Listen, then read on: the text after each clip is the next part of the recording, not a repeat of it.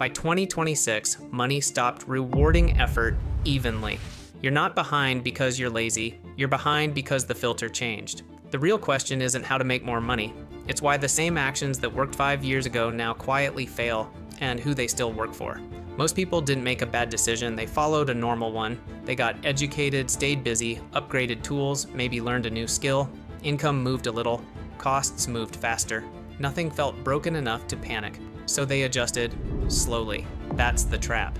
The system didn't collapse, it re-ranked. To understand why only a thin layer is pulling away, you have to stop thinking in terms of effort or intelligence. The difference in 2026 is structural. What matters now is where you sit in 3 systems: leverage, time, and feedback. Miss one and progress caps. Miss all 3 and you don't fall, you stall. For decades, income tracked effort with some noise. You worked more hours, got more pay. You learned a skill, you earned a premium. That relationship weakened, not because work disappeared, but because output scaled unevenly. Here's the mechanism. Digital systems reward work that can be copied without additional cost: software, content, automation, distribution. Once built, the marginal effort drops close to zero. Labor that cannot be copied, hours, presence, manual decision-making still matters, but it doesn't compound. So 2 people can work equally hard. One produces something that scales, the other produces something that resets every day. Over time, the gap looks like talent. It isn't. It's leverage. This is why income distributions stretch without everyone feeling a shock. The median doesn't collapse. The top detaches. The quiet, consequential takeaway is this: if your income requires you to show up every time to exist, it has a ceiling you can't negotiate with effort. Ignore this, and you keep optimizing a variable that no longer dominates outcomes. You get efficient inside a shrinking lane. The second filter is time structure, not how much you work, how returns arrive. Most people live on short cycle rewards, paycheck to paycheck, task to task, project to project. Effort now, reward soon. It feels safe, it's also fragile. High compounding paths delay feedback. They look unproductive early. Revenue arrives late unevenly, sometimes embarrassingly small at first. This creates a selection effect. People with financial or psychological buffers can stay in low feedback zones longer. Others are forced out, not because they're wrong, but because rent is due. By 2026, this gap matters more because cycles lengthened. Building anything with leverage, an audience, a system, a product, takes longer to cross viability. The early phase feels like failure unless you understand the curve. Simple truth: if you cannot survive periods where effort and reward are disconnected, you will never reach compounding zones. So leverage matters, time tolerance matters, but those alone don't explain why so many smart, capable people still get stuck. The third filter explains the lock-in. Feedback decides what improves. Most workers get slow, noisy feedback. Annual reviews, vague metrics, lagging indicators. You don't know what worked until it's already outdated. The top 0.1%, not in status but in outcome, sit inside tight feedback loops. They see results quickly. They can test, adjust, and reallocate attention before costs pile up. This isn't about being a founder or investor. It's about whether your actions generate signals you can actually use. Consider 2 scenarios. One person completes tasks assigned by others. Performance is judged later by someone else against blended criteria. Another person runs small experiments: a landing page, a script, a workflow, a pricing change. Results are immediate and numeric. Same intelligence, different feedback density. Over time, learning speed diverges. The gap compounds silently. People often think they need better ideas when they actually need clearer signals. At this point, it's tempting to moralize the system. Don't. The system doesn't care.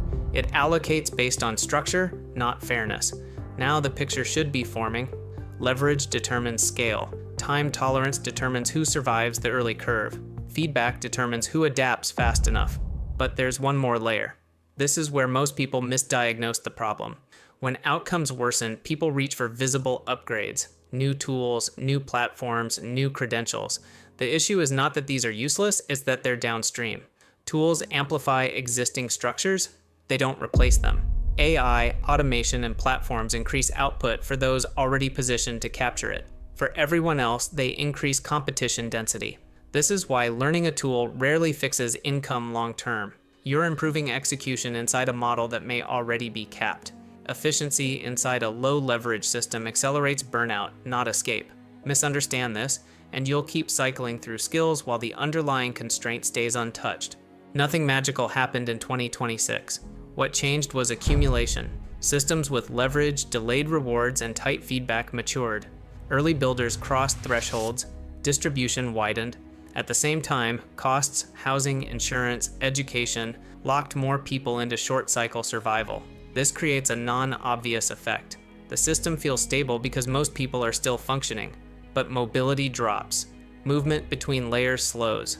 That's the filter. Not exclusion by rule, but by constraint. Most people don't lose money. They lose optionality. So what actually distinguishes the winners structurally, not behaviorally? They don't work harder on average. They don't predict the future better. They arrange their exposure differently. They bias toward assets over tasks. They accept delayed validation. They design for measurement. This shows up in small, unglamorous decisions. Choosing projects where upside is uncapped even if early pay is low. Reducing fixed expenses to extend runway, not to be frugal, but to buy time. Tracking outputs that matter, not activity that feels busy. None of this looks impressive short term. That's why it's rare. There's nothing wrong with wanting stability. The mistake is confusing stability with progress. At this point, the question shifts from, is this fair, to what's adjustable? If you ignore the filter, life doesn't implode, it compresses. You keep earning, you keep upgrading, but options narrow. Switching paths gets riskier, delays get more expensive.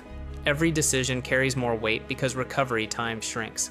This is the real cost, not poverty, rigidity. By the time the gap feels obvious, it's already expensive to cross. The goal isn't to become elite, it's to stop playing a game with a capped payoff. Ask 3 questions repeatedly. Does this scale without proportional effort? Can I survive long enough for it to work? Will I know quickly if it isn't? If the answer is no to all 3, the path is stable, but terminal. You don't need to change everything. You need to change what compounds. The 2026 filter isn't about intelligence, hustle, or luck. It's about position inside systems that reward leverage, patience, and feedback. Once you see that, outcomes stop feeling random. They start feeling predictable. In 2026, money didn't get harder to earn. It got harder to earn the same way.